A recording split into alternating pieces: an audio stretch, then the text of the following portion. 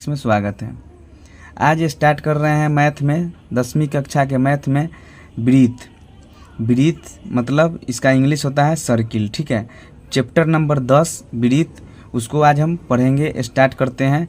जानना बहुत ज़रूरी है, ठीक है, उससे ही कॉन्सेप्ट क्लियर होता है। सबसे पहले देखते हैं ब्रीथ। ब्रीथ क्या होता है, ठीक है, ब्रीथ जो है क्या होता है। ब्रीथ का जो है इंग्लिश होता है सर्किल। क्या होता है, ब्रीथ का इंग्लिश होता है सर्किल। ठीक है, ये जो गोल जो देख रहे हैं ना चूड़ी के तरह, इसी को क्या बोलते हैं, ब्रीथ बोलते हैं। इस गोले या गोल को क्या कहते हैं, ब्रीथ कहते हैं। जो चूड़ी की तरह होता है, किस तरह होता है, चूड़ी की तरह होता है। ठीक है, इसी को क्या कहते हैं, ब्रीथ कहते हैं। अब देखिए कि ब्रीथ में क्या सब होता है। ठीक है, ब्रीथ में क्या होता है, यहाँ जो आप देख रहे हैं बीचों बीच में जो है ओ जो लिखा है, ओ जो है इसको क्या बोलते हैं, बीचों बीच में जो रहता है उसको क्या बोलते हैं, केंद्र बोलते हैं। क्या कहते हैं, केंद्र, जिसका इंग्लिश होता है सेंटर। जिसका इंग्लिश क्या होता है, सेंटर होता है। ठीक है, ये बीचों बीच में जो मध्य बिंदु होता है उसको केंद्र कहते हैं। ठीक है, ब्रीथ के बीचों बीच में। और उसके बाद देखिए सेंटर से दाहिना तरफ और सेंटर से बायां तरफ, सेंटर से दाहिना तरफ और सेंटर से बायां तरफ, दोनों जो देख रहे हैं आप त्रिज्या है। क्या है, त्रिज्या है। ठीक है, आर, जिसको स्मॉल आर से रिप्रेजेंट करते हैं, सूचित करते हैं। ठीक है, इसका हम ओ दे दिए नाम किस, इस सेंटर का, और पी दे दिए। पी जो है किस चीज़ का नाम दे दिए, पी दे दिए एक जो है सेंटर से जो परिधि तक का जो दूरी है उसको हम क्या बोल दिए, पी। ठीक है, और इसका नाम क्या है, आर। त्रिज्या को आर से सूचित करते हैं। इधर देखिए क्यू, फिर जो है ओ से लेकर के क्यू तक के दूरी। और दोनों जब त्रिज्या, देखिए ये भी त्रिज्या है, ठीक है, और ये भी जो है त्रिज्या है। दोनों त्रिज्या को अगर मिला देते हैं, सेंटर से हो करके जब गुजरती है, परिधि से परिधि तक जाती है, तो इसको क्या कहते हैं, व्यास कहते हैं। ठीक है, इसको क्या कहते हैं, व्यास कहते हैं। बस इसके बाद जो है परिभाषा देख लीजिए, इसका परिभाषा। ये तो सिर्फ सिंपल एक आपको समझने के लिए बताए हैं जो कैसा ब्रीथ होता है। अब जो है बारी बारी से इसका परिभाषा देखिए। सबसे पहले त्रिज्या। त्रिज्या को इंग्लिश में क्या कहते हैं, त्रिज्या को इंग्लिश में रेडियस कहते हैं। ठीक है, रेडियस क्या कहते हैं, रेडियस कहते हैं। ठीक, केंद्र से परिधि तक की दूरी को क्या कहते हैं, त्रिज्या कहते हैं। केंद्र से परिधि तक के दूरी को त्रिज्या कहते हैं। केंद्र से परिधि तक का दूरी, ठीक है, केंद्र से परिधि तक का दूरी। तो देखिए त्रिज्या किसको कहेंगे, ये जैसे एक ब्रीथ हुआ, ये एक ब्रीथ हुआ। ठीक है, और बीचों बीच में क्या हुआ, केंद्र। बीचों बीच में जो बिंदु रहता है उसको क्या बोलते हैं, केंद्र कहते हैं। ठीक है, और केंद्र से परिधि तक का दूरी। ठीक है, केंद्र से परिधि तक का दूरी, देखिए यहाँ से यहाँ तक का दूरी, इसको त्रिज्या कहेंगे। यहाँ से यहाँ तक का दूरी त्रिज्या कहेंगे। यहाँ तक का दूरी त्रिज्या होगा, यहाँ तक का दूरी त्रिज्या होगा, यहाँ तक का दूरी त्रिज्या, ये त्रिज्या, ये त्रिज्या, ये त्रिज्या, ये त्रिज्या।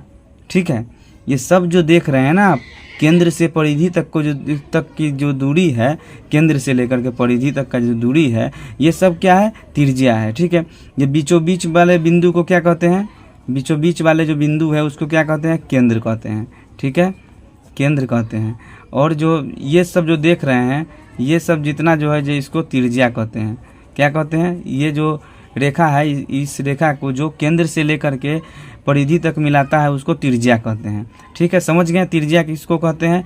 और त्रिज्या को जो है, त्रिज्या को आर से, स्मॉल आर से सूचित किया जाता है। ठीक है, सूचित किया जाता है।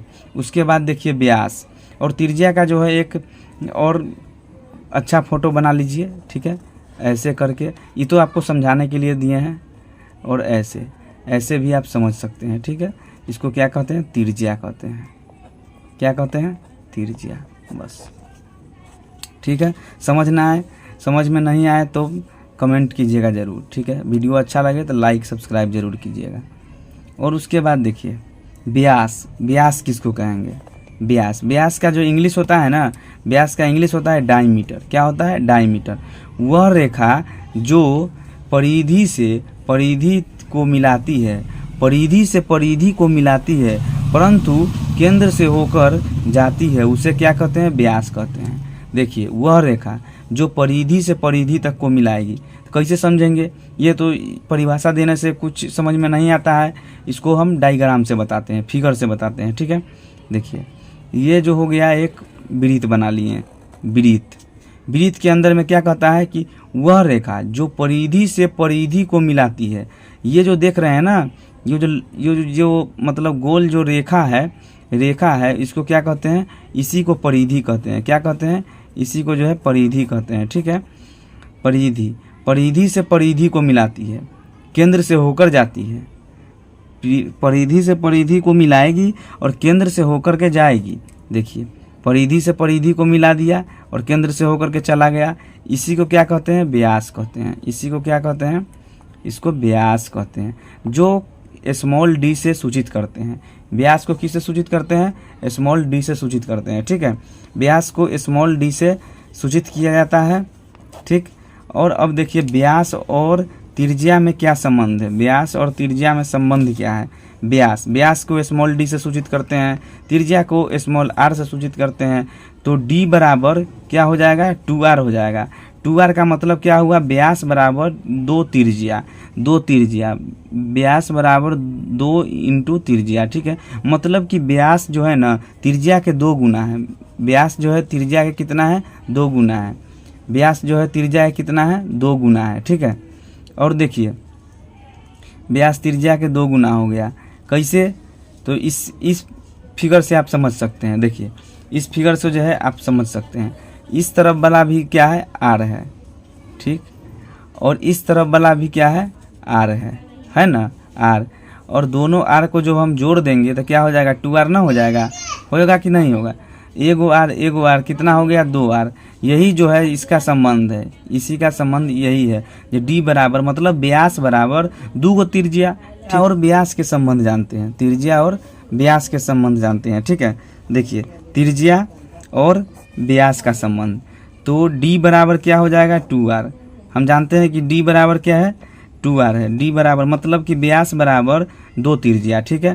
तो हम ये वाले 2 को जो इंटू में है इसको हम नीचे अगर भेज देंगे तो d/2 हो जाएगा, d/2 बराबर r, मतलब कि त्रिज्या व्यास के आधी होती है। देखिए त्रिज्या जो है ना, त्रिज्या ये हुआ त्रिज्या, अब व्यास ये हुआ तो इसका आधा हो गया, ठीक है।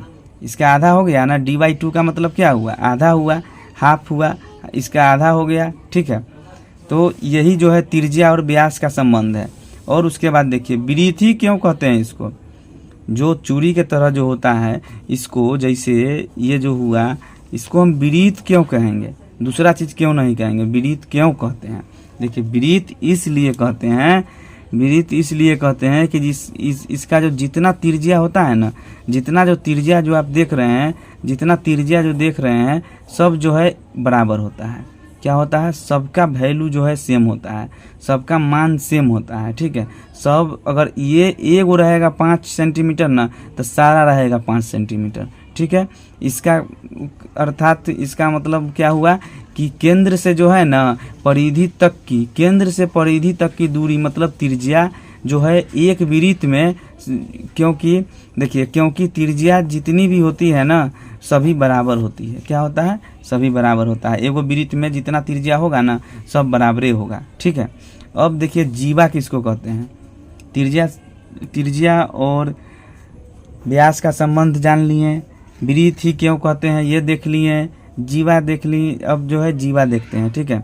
जीवा किसको कहेंगे, वह रेखा जो परिधि से परिधि को मिलाती है लेकिन केंद्र से होकर या छूकर नहीं जाती है, उसे क्या कहते हैं, जीवा कहते हैं। देखिए इसका फिगर समझा देते हैं, ठीक है।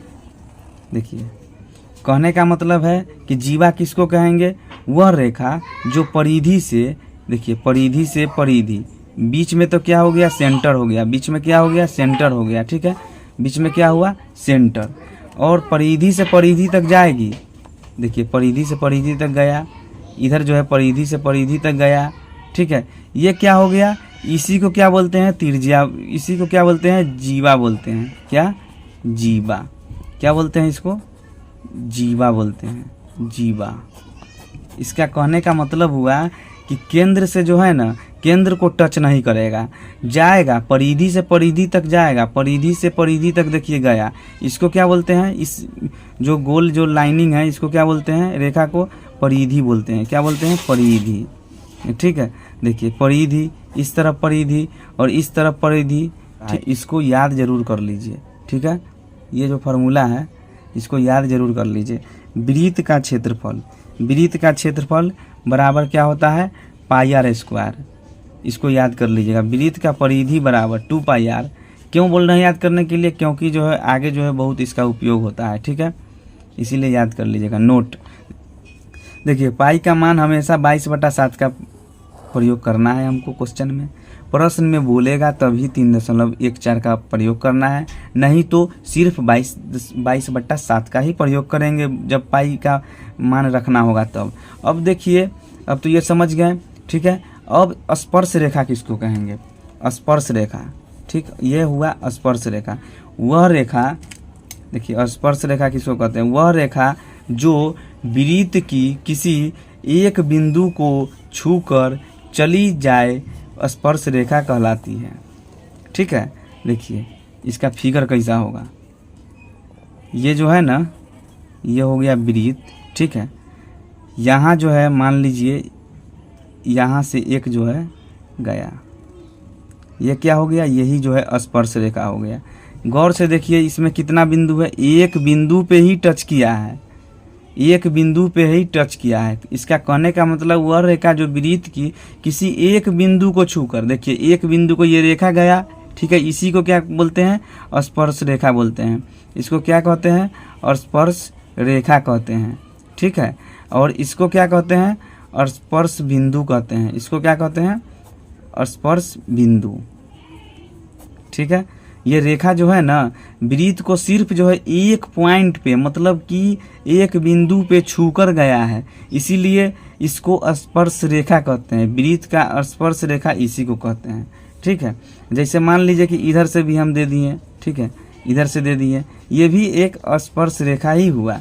देखिए यहाँ पर जो है एक ही बिंदु है, एक बिंदु को छुआ, एक बिंदु को छुआ है, इसीलिए इसको क्या कहेंगे, स्पर्श रेखा कहेंगे। अब देखिए कुछ जो इम्पोर्टेंट है इसका स्पर्श रेखा का नोट्स, इसको जो है याद जरूर कर लीजिएगा, ठीक है। वृत्त के एक बिंदु पर एक और केवल एक ही स्पर्श रेखा होती है।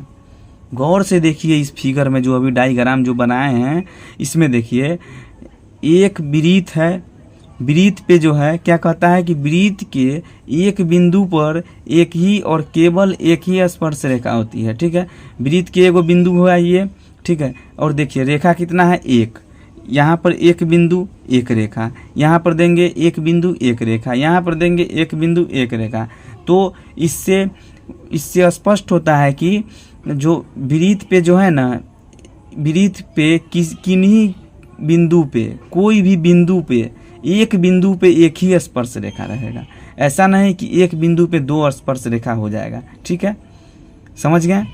और उसके बाद देखिए एक वृत्त की अनंत समांतर रेखाएं होती है, स्पर्श रेखा होती है, ठीक है। एक वृत्त पर जो है ना, एगो वृत्त जो है ना, वृत्त पे और अनंत समांतर स्पर्श रेखा हो सकती है। जैसे देखिए इस फिगर से समझिए, ठीक है।